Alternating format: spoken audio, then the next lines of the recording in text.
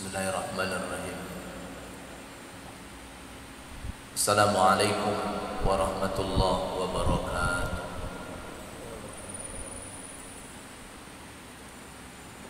Innal hamdalillah nahmaduhu wa nasta'inuhu wa nastaghfiruh. Wa na'udzu billahi min shururi anfusina wa min sayyiati a'malina. May yahdihillahu fala mudilla lahu wa may yudlilhu fala hadiya lahu. Asyhadu an la ilaha illallah wahdahu la syarika lah wa asyhadu anna Muhammadan abduhu wa rasuluhu la nabiyya ba'da. Subhanaka la ilma lana illa ma 'allamtana innaka antal alimul hakim.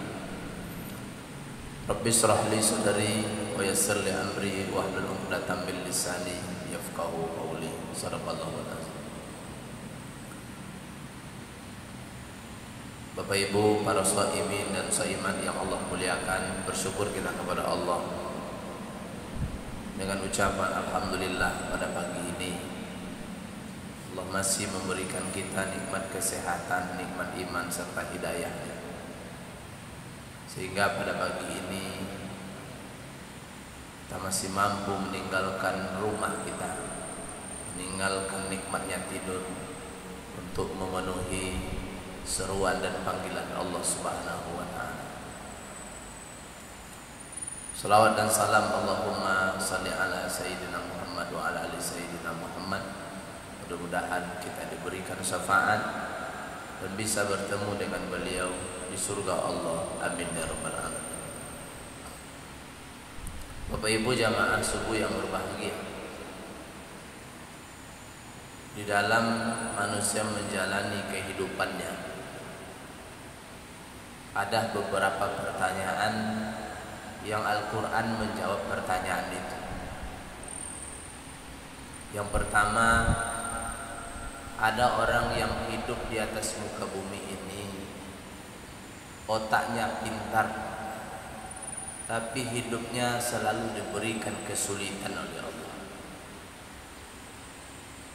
Mungkin sewaktu di bangku sekolah selalu mendapatkan ranking 1 atau ranking 2. Dari kecil hidupnya sering juara di sekolah. Tapi dalam kenyataan, dalam kehidupannya, hidupnya selalu mengalami kesulitan dan kesusahan. Padahal otaknya pintar. Maka Al-Quran akan memberikan jawaban. Otak pintar tapi susah, semakin susah. Apapun usaha dibuat tak pernah mendapatkan hasil.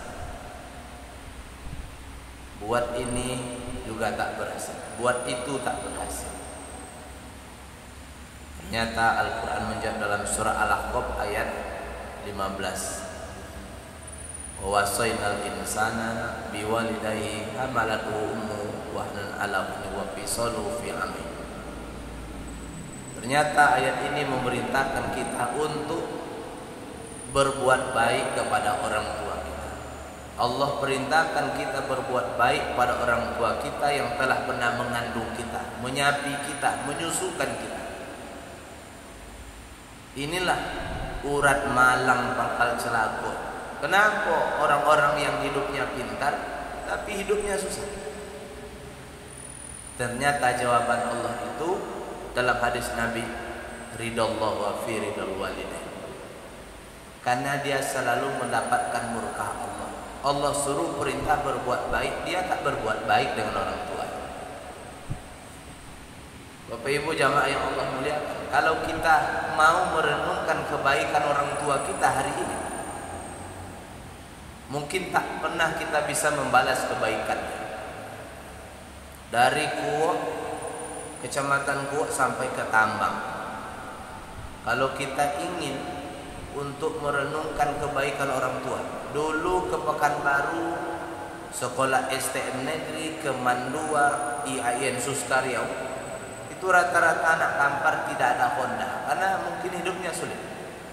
Maka sore Minggu tuh Maknya itu mengantarkan anak, si jantung hatinya itu di simpang jalan, itu menunggu datangnya Superband. Karena besok Senin mereka akan sekolah. Ada di Man 1, Man 2, IAIN. Apa yang dilakukan oleh ibu kita? Seluruh yang dibeli di pasar itu akan dimasukkan ke dalam tas anak. Kerupuk dimasukkan, pisang dimasukkan, martabak dimasukkan, tujin dimasukkan. Yang dibeli di pasar dimasukkan. Penuh lantas kita berangkat ke Pekanbaru untuk berangkat sekolah. Sore sang ayah bertanya, masih adakah martabak yang dibeli sore tadi? Apa jawaban ibu kita? Lah dibode anak di Pekanbaru. Seluruhnya. Ayah itu sampai-sampai tak makan kue, tak makan tujin, tak makan salak, tak makan limau, karena sang ibu itu sayang dengan anaknya, supaya anaknya nanti tak lapar ketika menuntut ilmu di Pekanbaru. Inilah sebagai jawabannya. Kenapa ada orang yang hidupnya disusahkan oleh Allah? Karena Allah itu murka. Kenapa Allah murka? Karena anak tidak berbuat baik kepada orang tua. Bapak Ibu yang Allah muliakan, maka ini jawaban pertama. Kalau mungkin kita merasa ini dibuat juga tak berhasil, ini dibuat tak berhasil. Di Pekanbaru datanglah seorang bapak mengadu ke Ustadz MDI Kota Pekanbaru untuk menyatakan persoalan yang beliau alami. Tak ada hujan, tak ada panas, tiba-tiba istri dan anaknya menghalau dari rumah, disuruh keluar rumah. Sang bapak pun bingung. Salah tak ada hujan, tak ada panas. Hanya ketika dia mengadu ke Ustadz MDI Kota Pekanbaru, Ustadz tadi bertanya kepada bapak tadi, boleh saya tanya dengan bapak? Boleh. Bapak hari ini dihalau oleh istri, oleh anak dari rumah. Anak selesai dikuliahkan, rumah dibuatkan, mobil dibelikan. Setelah berhasil, anak dan istri menghalau. Apa pertanyaan Ustadz MDI Kota tadi kepadanya? Sudah berapa lama bapak tak pulang ke rumah orang tua bapak? Barulah termenung. Ternyata hampir 4 tahun dia tak pulang-pulang. Rupanya bukan 4 tahun, lebih 4 tahun. Udah lama tak pulang. Sejak ada masalah dengan maknya itu, maaf cakap, beliau asalnya Sumbar, dia tak pulang-pulang. Hidupnya sukses. Namun setelah kesuksesannya dia dihalau. Mulai hidupnya susah, seperti gelandangan tinggal di Pekanbaru. Kata Ustaz tadi, saya rasa ini masalah yang bapak hadapi. Mungkin orang tua bapak ini murka dengan bapak. Allah Ta'ala juga murka. Hari ini bapak pulang ke kampung, temui orang tua, minta maaf kepada. Akhirnya dia pulang ke Sumatera Barat. Sampai di Sumatera Barat, ternyata sang ibu sudah lama meninggal dunia. Sudah lama rupanya ibunya meninggal dunia.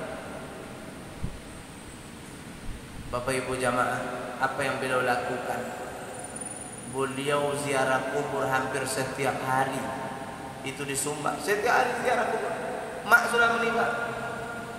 Istri juga tidak menelpon, anak juga tidak menelpon untuk suruh pulang. Maka sampai di Sumbar, tiap hari dia ziarah.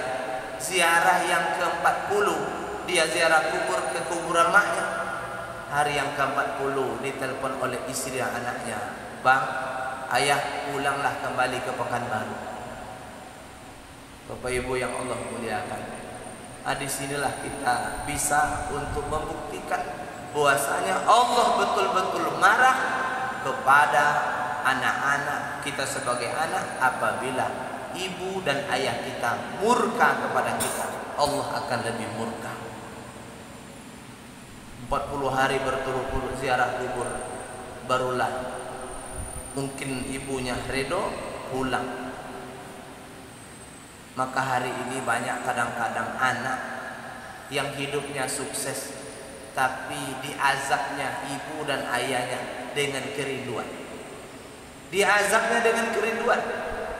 Tinggal cuma di Pekanbaru, hari Sabtu libur, hari Ahad libur, tentu mak kita senang. Kalau anaknya pulang pasti mak senang. Tapi dia lebih memilih mancing di Sungai Langgam daripada dia harus tidur di rumah maknya di Bangkinang. Padahal nengok tetangga anaknya pulang, dia nunggu-nunggu. Ini pasti pulang ini pasti pulang. Ternyata sudah sore tak pulang. Inilah anak yang mengazab orang tuanya dengan kerinduan. Diazabnya. Jadi mungkin kalau pernah terjadi, kenapa saya begini? Jangan-jangan ini Allah tuh murka kepada kita karena kita tidak berbuat baik kepada orang tua kita. Bapak Ibu yang Allah muliakan, ketika mungkin ada atasan kita berpesan, nanti kalau mau ke rumah Bapak, tolong belikan apel. Apel yang mana kita belikan? Kita akan membelikan apel di kaki lima kah? Di tempat biasa kah? Atau di pasar buah? Kita akan pergi ke pasar buah, memakai keranjang dibungkus dengan plastik, karena yang meminta ini atasan kita, seorang pejabat. Giliran kita beli buah untuk mak kita, kadang-kadang kita asal-asalan. Asal ada yang lebih murah, salak di sore hari, limau yang kadang-kadang sudah tak bagus, kita belikan. Untuk atasan saja kita berikan terbaik. Ini adalah untuk orang tua kita. Inilah menjadi penyebab kenapa manusia mengalami kesusahan dalam hidupnya, karena tidak mendapatkan ridho Allah Subhanahu wa taala. Bapak Ibu yang Allah muliakan, ada seorang pejabat di Riau ini, setiap ada mutasi, beliau tidak akan pernah terkena mutasi. Maaf siapa? Bukan dia membayar, tak pernah dia bayar. Orang bertanya kepada beliau, apa resepnya Pak? Resepnya satu katanya, kapan bu ibu saya menyuruh saya untuk pulang, saya akan tinggalkan pekerjaan saya. Bagaimanapun sibuk pekerjaan saya, tapi kalau mak yang nyuruh pulang, nak pulang, nak pulang, dia mendapatkan ridho Allah Subhanahu wa taala. Ini banyak kadang-kadang anaknya minta, maknya minta anaknya, mak, nak bawa maknya berobat. Kadang-kadang 2 minggu, 3 minggu, tunda-tunda dan tunda-tunda, sampainya mak meninggal dunia. Ternyata tak jadi dibuatnya berobat. Maka selagi Bapak Ibu yang hari ini masih mempunyai orang tua, raihlah surga Allah Subhanahu wa taala. Raih ridho Allah dengan berbakti kepada orang tua kita. Di Bukit Tinggi kita mungkin ada yang mengenal namanya Dr. Dedi Herman. Beliau dokter ahli paru. Apa yang membuat beliau itu sukses? Beliau mempunyai rumah sakit Madinah. Beliau itu salah satu dokter yang berhasil menangani COVID-19. Bagus. Ternyata kesuksesan beliau itu, setiap berangkat bekerja, beliau mencium kening ibunya. Hari ini berapa anak yang bisa mencium kening ibunya? Baru dicium kening ibunya kalau ibunya sudah terbujur kaku, mau ditutup kain kapan, nah baru dicium. Dipanggil-panggil, sini nak, cium kening mak. Masih hidup tak pernah kita cium kening mak kita.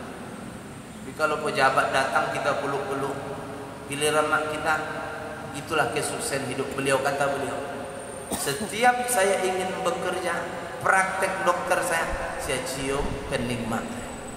Ini yang menjadi luar biasa. Bapak Ibu yang Allah muliakan, maka jadikanlah orang tua itu seperti raja. Kita jadikan, kita muliakan. Ketika kita mampu memuliakan mak kita, ayah kita, Allah pasti memuliakan kita.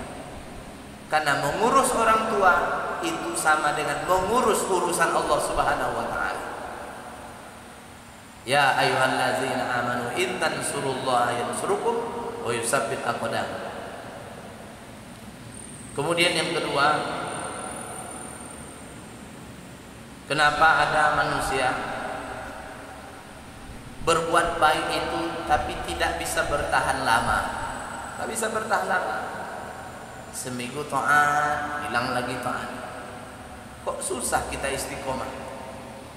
Kemarin ada orang yang malam pertama sholat tarawih, bangun jam 3 sahur, tapi tak bisa dia sholat tahajud. Malam ini sholat tahajud, besok tak sholat tahajud. Kenapa manusia itu susah untuk istiqomah dalam kehidupannya? Kita ingin kalimat yang kita baca habis mungkin sholat, kita berzikir, Abdul zikri falam annahu la ilaha illallah. Kita mengucapkan la ilaha illallah. Kita ingin la ilaha illallah ini istiqomah menjelang akhir kalam kita nanti. Bapak Ibu, di Jawa ada seorang kiai yang memelihara burung beo yang bisa setiap subuh, setiap pagi itu burung beo itu mengucapkan la ilaha illallah. Burung bisa mengucapkan la ilaha illallah. Asal pagi burung itu berbunyi la ilaha illallah. Tapi setelah burung itu dimakan kucing, burung tak teringat lagi kalimat yang dia sering sebut setiap hari. Dicakar kucing, memekik burung, mati. Pak Kiai itu menangis. Ditanya muridnya, mengapa Pak Kiai menangis? Itu kan masih bisa kita beli burung di pasar burung, kita potong lidahnya, ajarkan lagi mengucapkan la ilaha illallah. Apa kata Pak Kiai? Bukan karena burung itu yang mati yang saya tangiskan. Beginilah keadaan umat Islam kebanyakan. Mudah mengucapkan la ilaha illallah, tapi di akhir kalamnya begitu susahnya mengucapkan la ilaha illallah. Seorang yang bertugas mengajarkan orang yang akan meninggal dunia itu, mentalkinkan di rumah sakit Ibnu Sina Jakarta yang bernama Ustaz Amiruddin. Itu dari puluhan tahun dia bekerja, sudah ribuan orang yang diajarnya talqin menjelang mati. Ternyata tidak beberapa orang yang secara kasat mata mengikuti la ilaha illallah.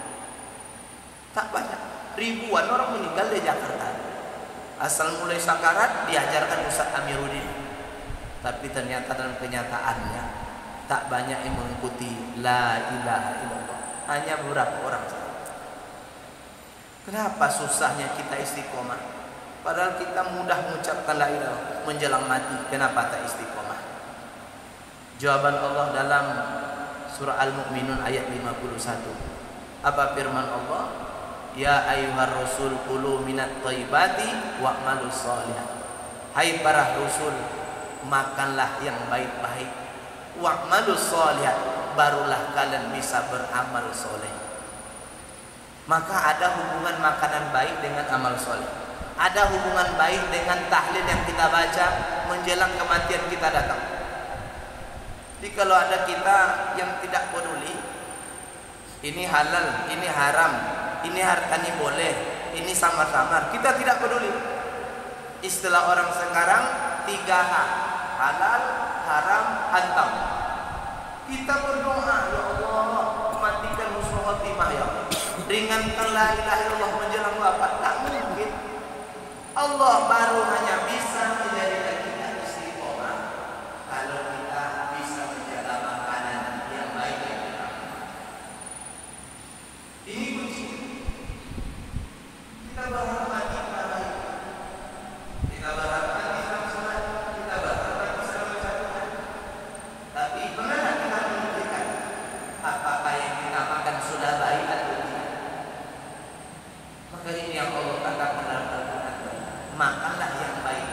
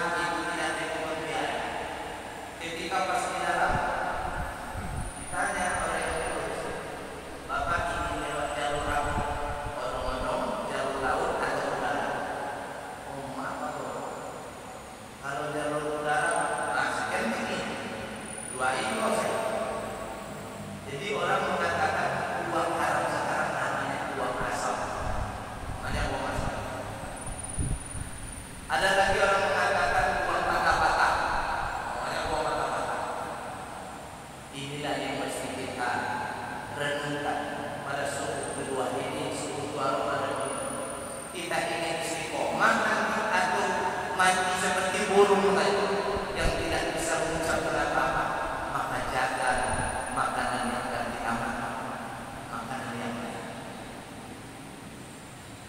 Bapak Ibu yang mulia, apakah hari ini masih bisa kita mencari makanan yang halal dari hasil yang halal? Masih Allah bukakan. Maka minta doa kepada Allah, minta rezeki banyak, halal dan thayyibah. Jangan hanya minta rezeki banyak tapi halal. Ini yang membuat kita tak istiqomah dalam kehidupan kita. Apa gunanya hidup duit banyak, rumah besar, mobil bagus, tapi hidup kita tidak istiqomah. Yang mahal dia sebenarnya itu istiqomah ini. Di saat kita tak istiqomah, datang kematian kita. Apa yang kita lakukan kepada Allah Subhanahu wa Ta'ala? Maka mesti dijaga itu adalah makanan yang halal dari hasil pekerjaan yang halal. Maka ketika kita mungkin menengok orang lain, mungkin dengan perkara dunia dia hebat, mobil entah berapa buah, rumah entah berapa buah, kenikmatan jalan keluar negeri, maka Al-Quran makanan tidak menyuruh untuk iri kepada orang-orang untuk urusan dunia. Mempunyai mobil orang, rumah besar, tak berbaik. Maka kata Nabi, unzur man huwa bi asfal minni. Kalau urusan dunia, ada menengok ke bawah. Jadi kalau ingin hidup kita bahagia, jangan pernah menengok ke atas, tengok ke bawah. Sore-sore Ramadan, Bapak Ibu maaf, kita selama ini mungkin kita berduit, jam 5 kita keluar rumah, ambil Honda, buang uang 100.000. Dengan bahagia hati kita berangkat ke pasar Ramadan. Apa keinginan kita beli. Pernah tak kita mungkin jalan-jalan untuk mengintip-intip rumah orang miskin yang sore hari mereka tak keluar rumah? Apa yang mau dibuat keluar rumah? Duit tak ada.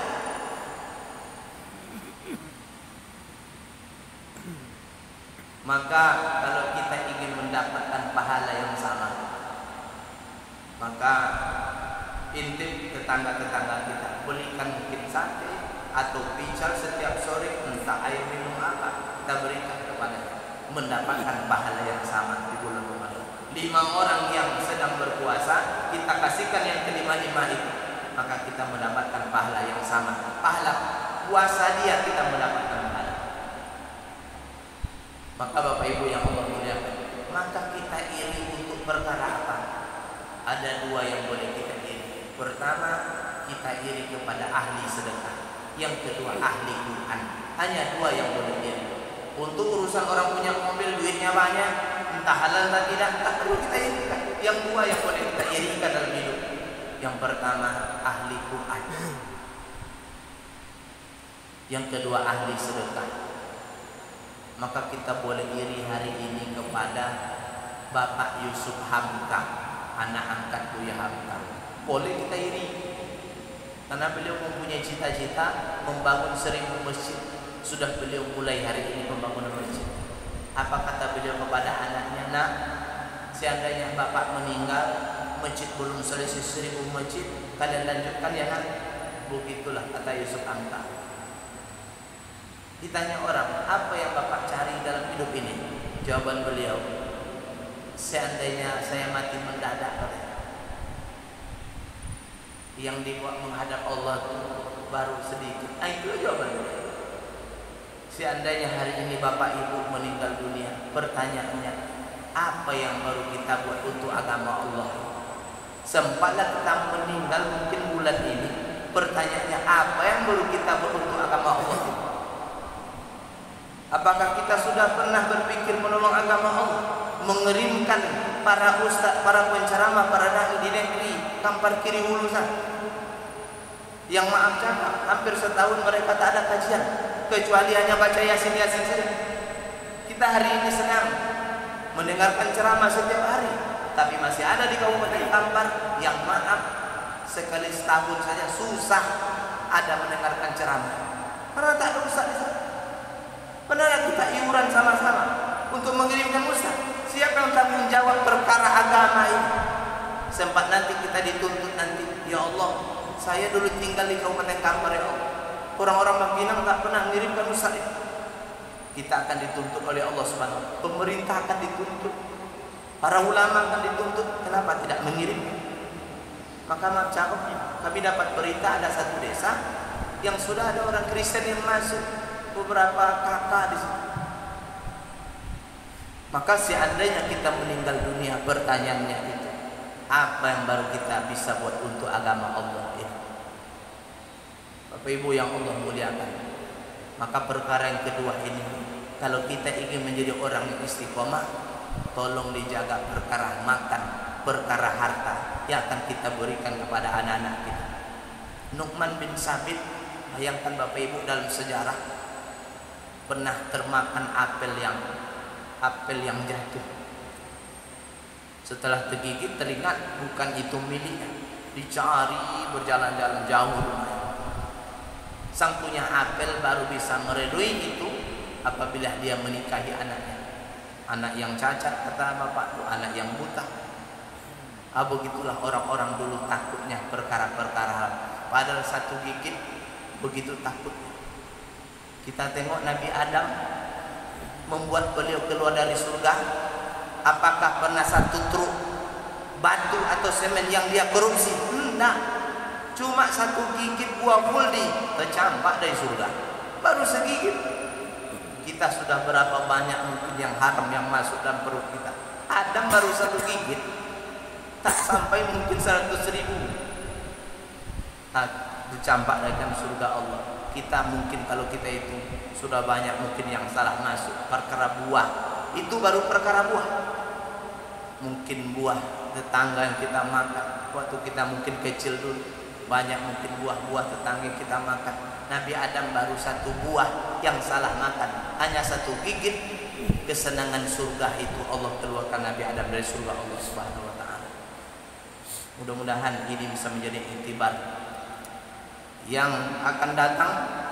Betul-betul kita meneliti apa yang akan kita berikan kepada anak-anak kita, karena dengan menjaga yang halal inilah kata Nabi, ittaqil maharim takun a'budan nas, takutlah kalian dengan perkara haram, kalian akan menjadi manusia yang paling terbaik. Maka kalau ditanya siapa manusia yang paling baik di Kabupaten Kampar ini, jawabannya adalah umat manusia, umat Islam di Kabupaten Kampar yang terbaik adalah orang-orang yang menjaga dirinya dari perkara haram. Itulah umat yang terbaik. Jadi kalau ditanya, bukan orang kaya, bukan pejabat, bukan dokter, bukan ustaz, jawabannya adalah orang yang menjaga dirinya dari perkara-perkara haram. Itulah umat yang terbaik. Mudah-mudahan ada hikmah tausih kita pada subuh ini. Mudah-mudahan barokah bisa kita menjadikan sebagai iktibar pelajaran kehidupan kita. Mohon maaf atas salah kekurangan. Terima kasih atas segala perhatian. Wassalamualaikum warahmatullahi wabarakatuh.